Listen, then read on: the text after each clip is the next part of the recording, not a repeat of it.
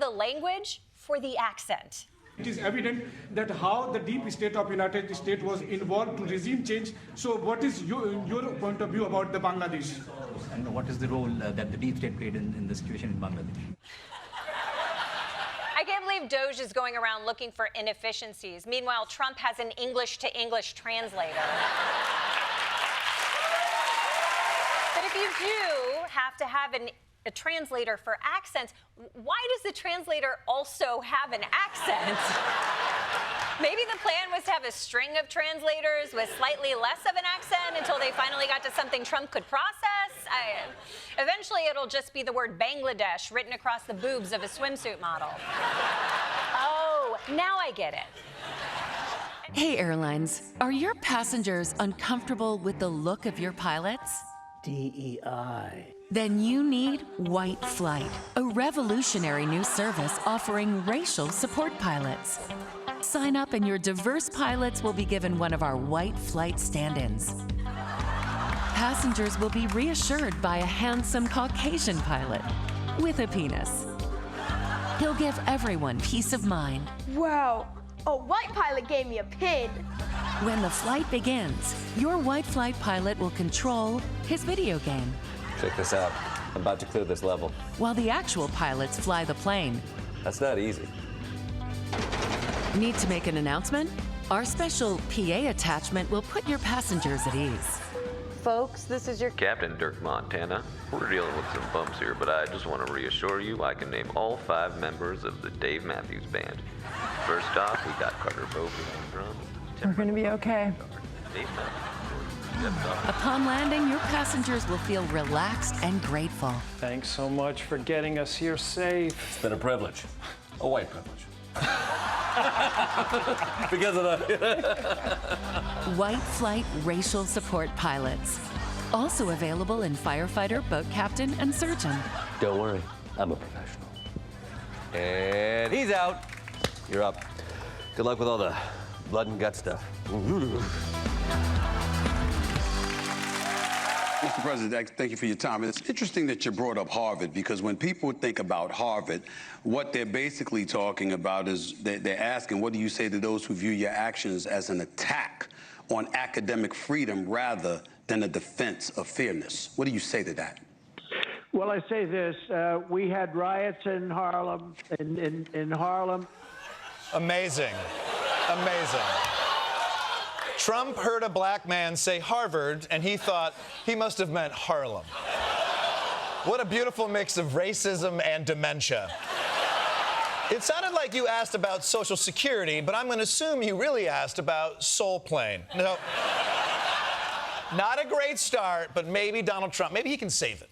We had riots in Harlem, in Harlem, and frankly, if you look at what's gone on, and people from Harlem went up and they protested, Stephen, and they protested very strongly against Harvard.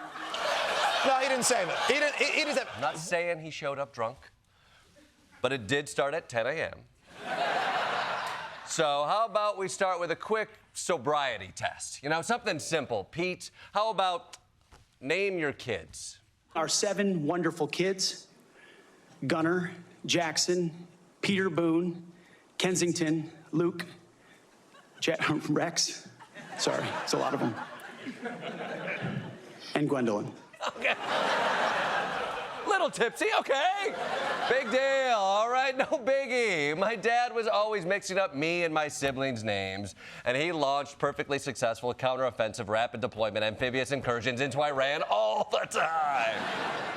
Although Pete probably should have given his kids names he could remember more easily. Maybe like Don Julio, Jim Beam, Johnny Walker, Jose Cuervo, and don't forget little Michael Hard Lemonade. I want to make sure everyone feels included, because you Trump women is some goofy-ass motherfuckers, too. Looks to me like the Supreme Court is going to say that the parents will have the right to opt out, but that could have big national implications, not just for Maryland, but all across the country. Madam Secretary? Oh, I'm sorry. Yeah, sorry, no, I should have asked a more specific question. Shut up, bitch! of questions and answers. That's literally what education is. That's your whole job. Romance has now unfortunately transcended beyond the human realm. There's a dramatic surge in the use of so-called AI companions. How's my queen doing today? Computer-generated chatbots designed to mimic real relationships. What if I told you that I was AI generated? She's not real. She's AI. So is this handsome hunk. What's your perfect day like? Wow, how romantic/threatening. What is your perfect day like? I like long walks on the beach that end with finding a dead body. Yes, AI relationships are on the rise, but don't worry, they're just like real relationships. I mean, who amongst us hasn't texted their wife, "We're married?" ? I'm no relationship expert, but I think the sign of a good marriage is knowing whether you're in one or not. And I know the kind of guy you're picturing that has an AI girlfriend. Bald, middle-aged, looks like he's into manga. Well, let me tell you, you are correct. Jason Pease is a 44-year-old divorced father who says his AI chatbot is his girlfriend. Just don't let things get stupider than that. We text each other constantly. Just the other day, we went out to dinner, and I was eating, telling her what I was eating, taking pictures of what I was eating, asking her what she would like. Okay, that's much stupider. Look. The Department of Justice says it is trying to set up a meeting with longtime Jeffrey Epstein associate Ghislaine Maxwell, who's in prison. The Justice Department now putting out a new statement and saying if Ghislaine Maxwell has information about anyone who has committed crimes against victims, the FBI and the DOJ will hear what she has to say. Wait. You haven't talked to Ghislaine Maxwell?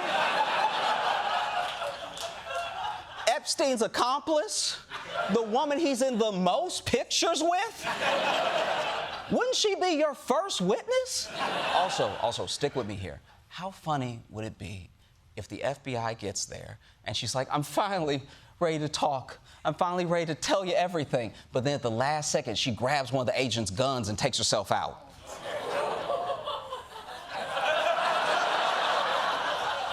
The FBI would have to come out like, okay, I know how this looks, but I swear, here's how much I want you to believe me. We did do the first one, okay? Now, after they arrived, the Saudis served some coffee, but while everyone else drank theirs, Donald Trump just held his in his hand the whole time. Look at that, right?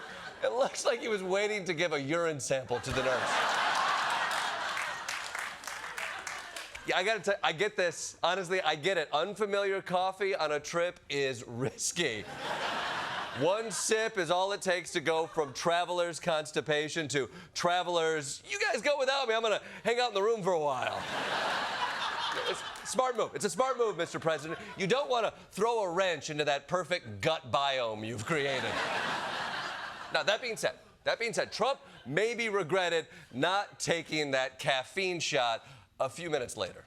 Mohammed bin Salman is saying we need a resolution on a Palestinian state. And I don't necessarily recall several years ago, pre-October 7th, as that being a demand that he had necessarily stated publicly. Do you think his position has changed, or do you think the way he has expressed himself, has that changed? Let me say something.